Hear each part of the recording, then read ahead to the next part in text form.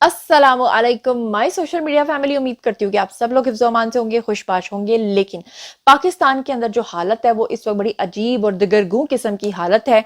Establishment हमेशा पार्टियों को नचाती थी, लेकिन इस बार इस्टेब्लिशमेंट इस तरह के गिरदाब में फंसी है, इस तरह के भंवर में फंसी है, इस तरह के टॉर्नेडो में फंसी है कि इस्टेब्लिशमेंट को समझ नहीं आ रही कि अब हमने क्या करना है। और दूसरी तरफ मियां मोहम्मद नवाज शरीफ ने अकड़ के इस्टेब्लिशमेंट को आंखें दिखा दी हैं।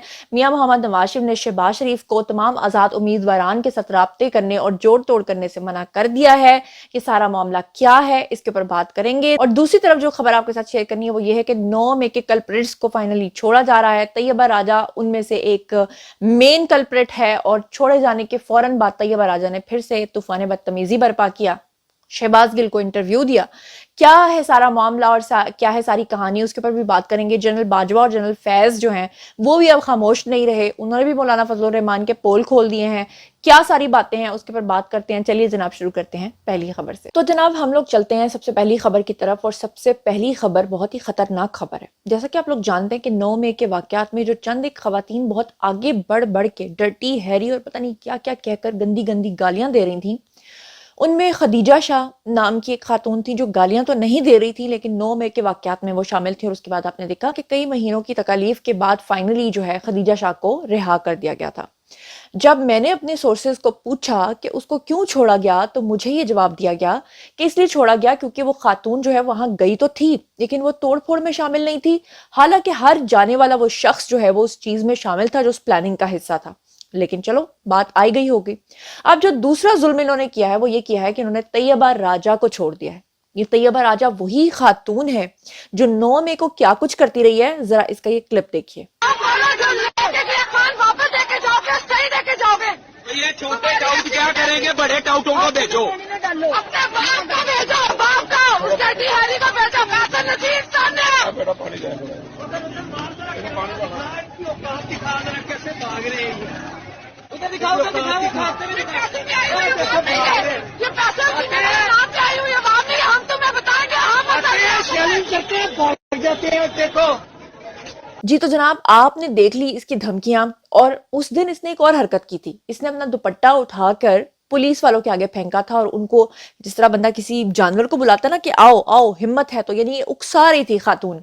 अब ऐसे में इसको रिहा कर दिया गया। रिहा होते ही अपने वकला के साथ तस्वीर बनाती है, फिर अपने वालिद के गले लग जाती है। चलो ये बात तो समझ में आती है, लेकिन शहबाज गिल जैसा शख्स जो कि इंतहाई गंदा शख्स है, जो पाकिस्तान छोड़कर यहाँ से मफरूर है और अमेरिका जाकर बैठा हुआ है, वो फिर से इसको ट्रैप में लाता है और फिर से इस बात का ओथ लेता है कि हाँ जी भाई बताइए कि आपकी पीटीआई के साथ क्या कमिटमेंट है। और ये खातून दोबारा से वही नारे लगाना शुरू कर देती है। बहरहाल ये तो अब इदारों को सोचना चाहिए, हमारा तो काम है जी खबर देना।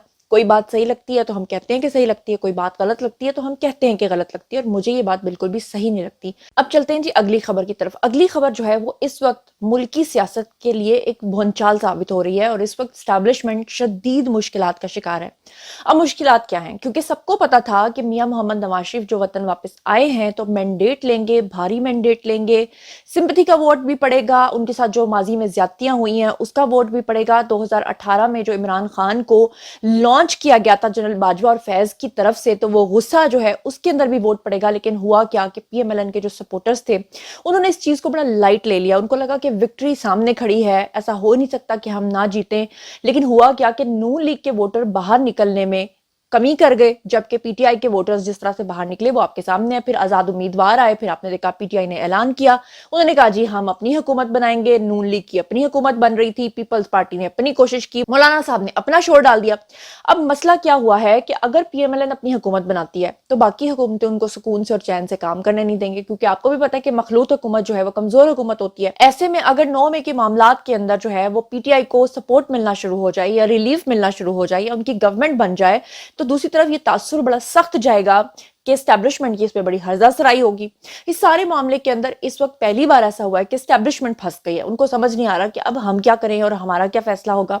दूसरी तरफ अब मैं आपको बताऊं कि जो नून लीग है उन्होंने जो अपना पार्टी का इजलास किया, उसके अपने अंदर जो उनके अपने रहनुमा हैं वो ये मशवरा दे रहे हैं मियां साहब को, दोनों मियां साहिबान को, कि आप लोग पंजाब में मेजॉरिटी के साथ आए, लेकिन आप वफाक में ना आए, बल्कि वफाक में अपनी गवर्नमेंट जो है वो आप ना बनाएं।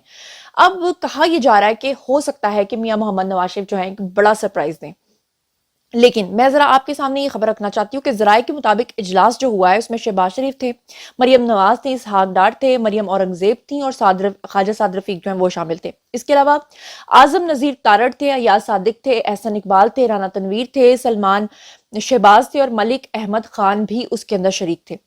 ذرائع کا کہنا یہ ہے کہ شرکا نے نواز شریف کو تجویز دی کہ ہمیں وفاقی حکومت نہیں لینی چاہیے، پنجاب میں نون لیگ اور آزاد اراکین کے ساتھ مل کر ہمیں آسانی سے حکومت بنانی ہے۔ ذرائع نے یہ بھی بتایا کہ اسحاق ڈار جو تھے انہوں نے کہا کہ نون لیگ کی پنجاب میں آزاد اراکین کو ساتھ ملا کر جو تعداد ہے وہ 154 ہو گئی ہے۔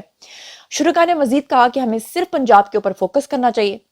نواز شریف نے کہا کہ وفاقی حکومت بنانے کے لیے کسی اتحادی جماعت کی غیر اصولی بات کو نہیں ماننا چاہیے۔ اس میٹنگ کے اندر جو کچھ شرکا ہیں انہوں نے یہ بھی کہا کہ وفاقی حکومت لینے کا صرف ایک مقصد ہے کہ ملک معاشی بحران کا اس وقت شکار ہے، لہٰذا ہمیں وفاق میں بھی آنا چاہیے۔ گزشتہ دنوں آپ کو پتا ہے کہ مرکز میں نون لیگ، پی پی، ایم کیو ایم اور دیگر نے مل کر آپ کو پتا ہے کہ حکومت بنانے کا ایک اعلان کیا تھا۔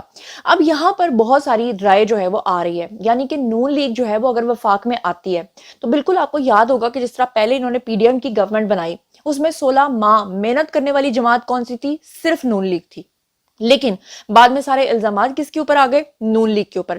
پاکستان کی 75 سالہ تاریخ میں اگر آپ ترقی کے ادوار کو دیکھیں تو صرف نون لیگ کے بنتے ہیں، اگر آپ سارے پروجیکٹس کو دیکھیں تو صرف نون لیگ کے بنتے ہیں۔ اگر آپ نون لیگ کے پروجیکٹس کو نکال دیں تو پاکستان کا وہ حال ہے جو اس وقت آپ سندھ کے اندر جا کر دیکھیں، پاکستان کا وہ حال ہے کہ پاکستان سوائے آپ کو یہاں پہ کھنڈرات کے اور کچھ نظر نہیں آئے گا۔ لیکن اس کے باوجود افسوس کی بات ہے وہ مجھے میاں محمد نواز شریف کی ایک وہ بات یاد آ رہی ہے جس میں انہوں نے کہا تھا کہ لواری ٹنل ہم نے بنائی، موٹر ویز ہم نے بنائی، لیکن لوگ جب ووٹ دینے پہ آتے ہیں تو وہ کسی ایسے بیوقوف سانڈ کو جا کے ووٹ دے دیتے ہیں جو اس کا قابل نہیں ہوتا، جو اس کا اہل نہیں ہوتا، تو کیا ان کا دل نہیں دکھتا؟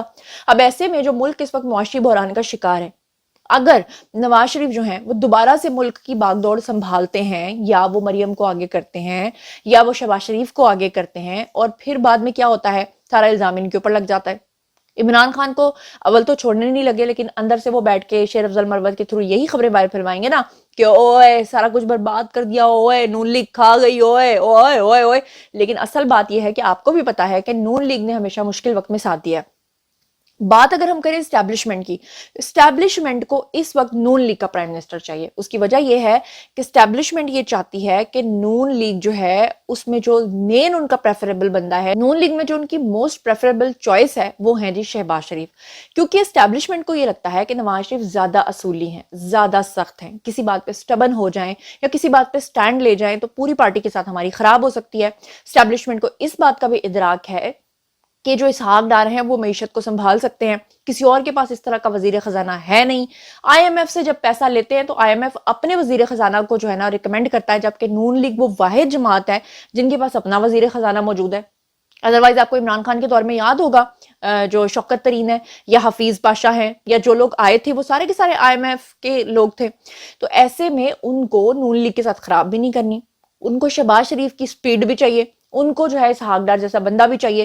پھر پچھلے دنوں یہ خبر بھی آئی تھی کہ اسحاق ڈار کے بارے میں اسٹیبلشمنٹ راضی نہیں ہے، اسٹیبلشمنٹ چاہ رہی ہے شاید کوئی اور بندہ ہے جو ملک کی معیشت کو سنبھالے گا۔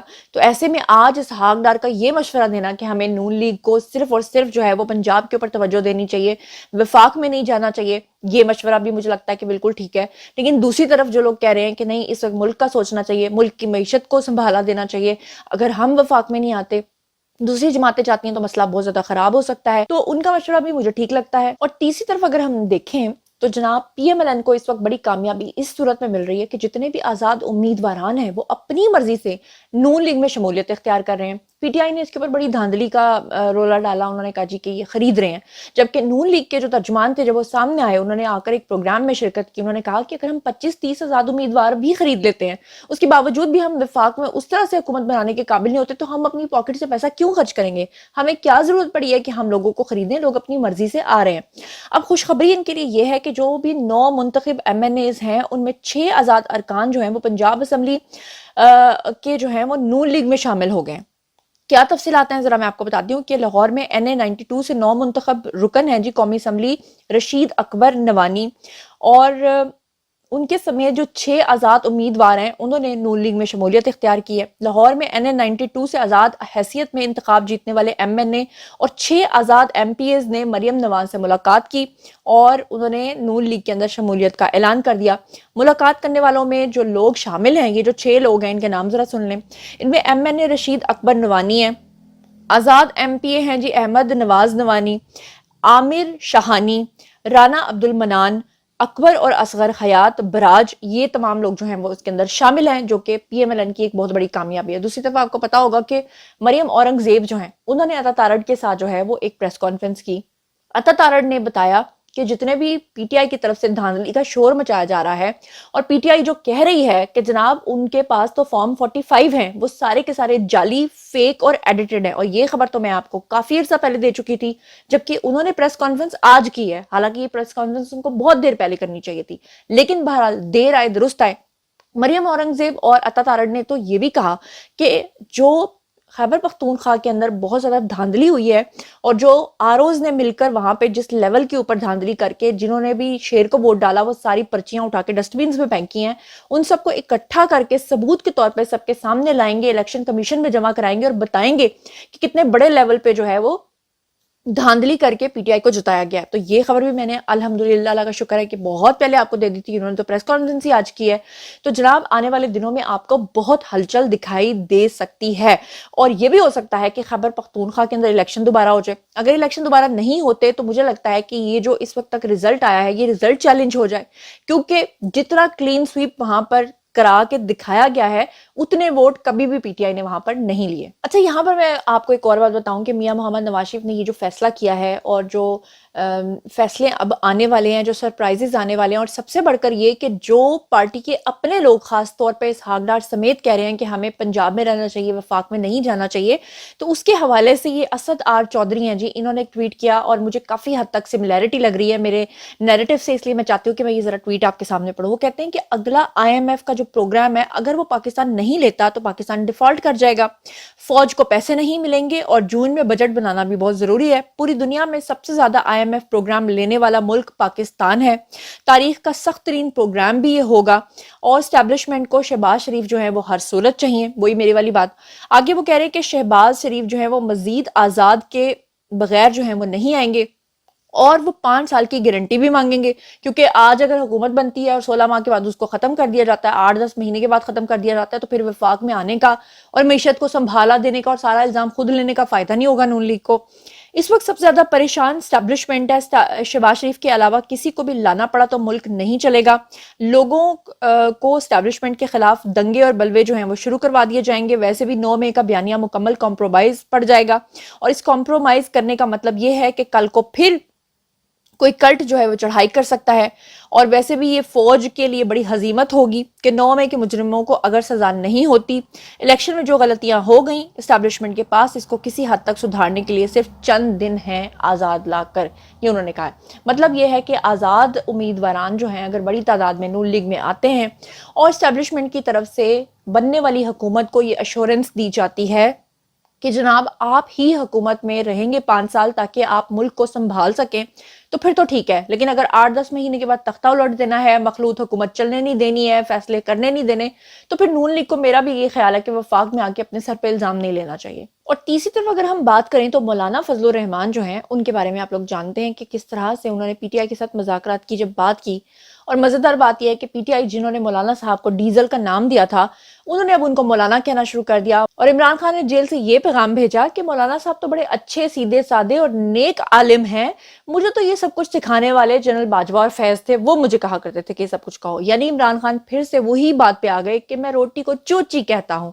اور پھر آپ کو پتا ہے کہ مولانا فضل الرحمان نے جنرل باجوہ اور جنرل فیض کے اوپر الزام لگا دیا اور کہا کہ جی عمران خان کی حکومت گرانے کا جو مشورہ، تحریک عدم اعتماد کا جو مشورہ ہے وہ مجھے جنرل باجوہ اور فیض نے دیا تھا۔